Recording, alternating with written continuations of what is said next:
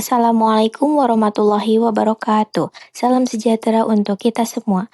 Kami dari kelompok 6 akan mempresentasikan materi dengan judul Tata Ruang Kelas. Dalam presentasi ini, kami akan membahas pengertian tata ruang kelas, tujuan, prinsip, serta berbagai macam pola tata ruang kelas yang dapat menunjang proses belajar mengajar. Langsung saja, mari kita simak penjelasan berikut ini. Sebelum masuk ke pembahasan materi, izinkan kami untuk memperkenalkan diri terlebih dahulu. Perkenalkan, saya Fir Aulia dengan NIM 2405242. Saya Recipa Takbirani Syaulia dengan NIM 2409651. Saya Reca Nurman Nastria dengan NIM 2408527. Perkenalkan, saya Vanessa dengan NIM 2407454. Apa itu tata ruang kelas? Tata ruang kelas adalah pengaturan dan penataan berbagai unsur fisik dalam kelas seperti meja, kursi, papan tulis, lemari, serta media dan perlengkapan belajar lainnya yang dirancang untuk menciptakan lingkungan belajar yang nyaman, tertib, dan mendukung kegiatan pembelajaran. Penataan ruang kelas ini baik tidak hanya berfokus pada kerapian atau estetika saja, tapi juga memperhatikan keamanan serta kemudahan interaksi antara guru dan peserta didiknya. Lalu ada tujuan tata ruang kelas. Yang pertama, meningkatkan kenyamanan belajar bagi peserta didik dan guru. Ruang kelas yang tertata rapi membuat proses belajar lebih nyaman, siswa lebih fokus, dan guru lebih leluasa untuk mengajar. Yang kedua, mendukung efektivitas pembelajaran. Penataan ruang yang sesuai dengan metode pembelajaran membantu kegiatan belajar berjalan dengan lancar dan mencapai tujuan dengan optimal. Yang ketiga, menumbuhkan motivasi dan semangat belajar. Kelas yang bersih, rapi, dan menarik dapat menumbuhkan minat serta semangat siswa dalam mengikuti pembelajaran. Yang keempat, mempermudah pengawasan dan interaksi. Susunan tempat duduk yang tepat memudahkan guru dalam mengawasi siswa serta menjalin komunikasi yang baik selama belajar. Yang kelima, menciptakan lingkungan belajar yang aman dan tertib. Penataan ruang yang teratur membantu menjaga keamanan, ketertiban, dan kenyamanan seluruh warga kelas. Aspek pengaturan ruang kelas. Yang pertama, jadikan wilayah sirkulasi dan mobilitas siswa tinggi dan bebas dari kemacetan. Guru harus mengatur tata letak meja dan kursi agar siswa mudah bergerak tanpa mengganggu kegiatan belajar, sehingga aktivitas kelas berjalan dengan lancar. Lalu yang kedua, pastikan setiap siswa dapat dipantau dengan mudah oleh guru. Posisi duduk siswa harus diatur agar guru dapat melihat seluruh kelas dengan jelas dan mengawasi perilaku serta partisipasi siswa secara efektif. Lalu yang ketiga, menjaga agar instrumen pengajaran yang sering digunakan dan perlengkapan siswa mudah diakses. Tempatkan alat bantu mengajar dan perlengkapan siswa di lokasi strategis agar efisien digunakan tanpa membuang waktu. Lalu yang keempat, pastikan bahwa para siswa dapat dengan mudah melihat presentasi dan tampilan seisi kelas.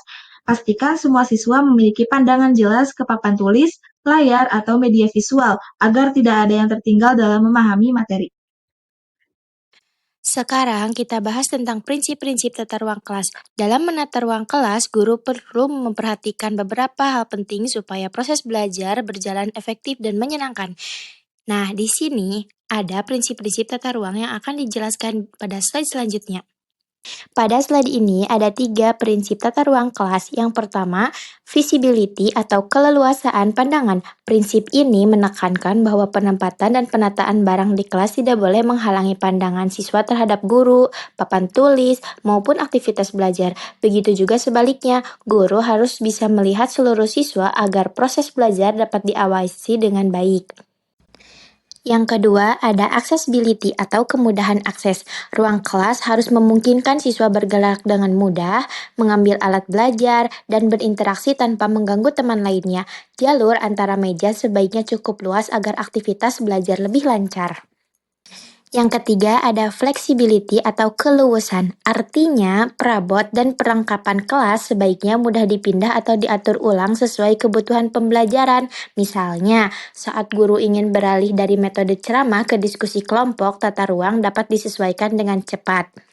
Berikutnya, kita masuk ke 3 prinsip terakhir dalam tata ruang kelas, yaitu comfort, lalu aesthetic, dan interactivity.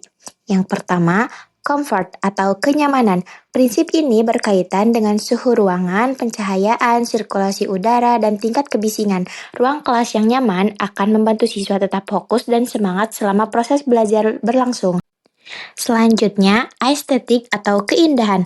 Guru perlu menata ruang kelas agar tampak bersih, indah, dan menyenangkan. Penggunaan warna, hiasan, dinding, serta penjagaan hasil karya siswa dapat menciptakan suasana belajar yang positif dan kondusif.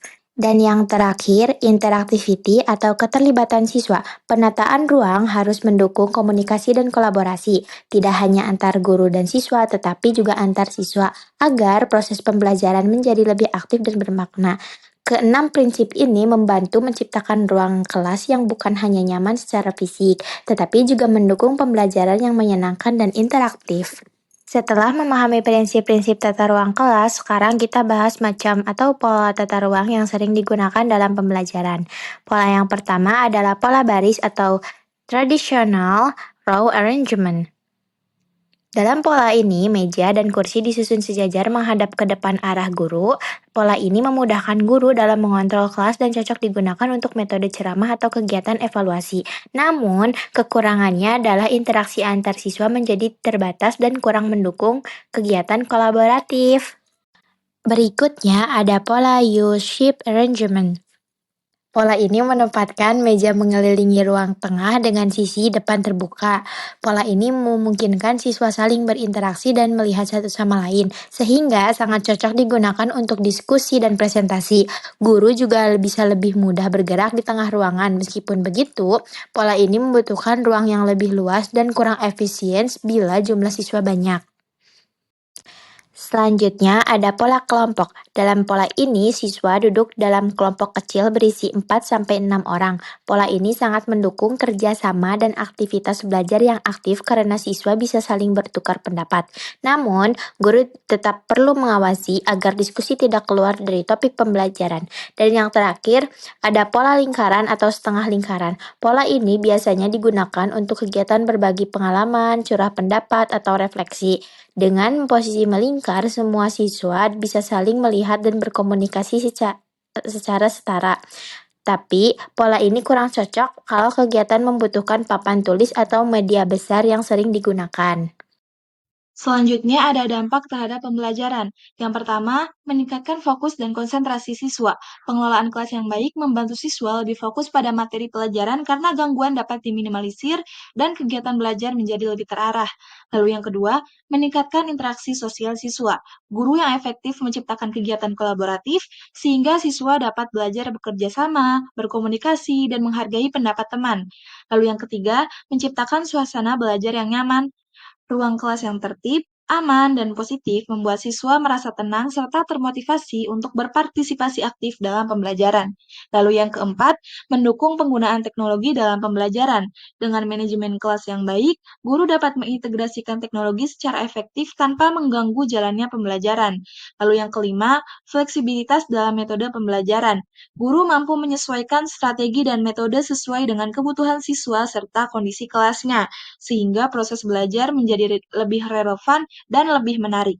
Kesimpulannya, tata ruang kelas merupakan penataan fasilitas dan perabotan di ruang belajar agar tercipta suasana yang nyaman, tertib, dan mendukung pembelajaran efektif.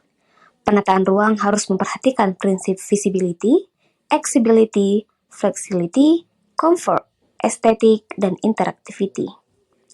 Berbagai pola seperti baris, U-shape, kelompok, dan lingkungan dapat digunakan sesuai metode belajar. Penataan yang baik berdampak positif pada fokus siswa, interaksi sosial, kenyamanan, pemanfaatan teknologi, serta fleksibilitas kegiatan belajar. Demikianlah presentasi dari kelompok kami. Apabila ada pertanyaan, setelah ini kita akan membuka sesi tanya-jawab. Kami dari kelompok 6 pamit undur diri. Mohon maaf atas segala kesalahan dan kekurangan. Kami sudahi dengan wabillahi taufiq wal hidayah. Wassalamualaikum warahmatullahi wabarakatuh.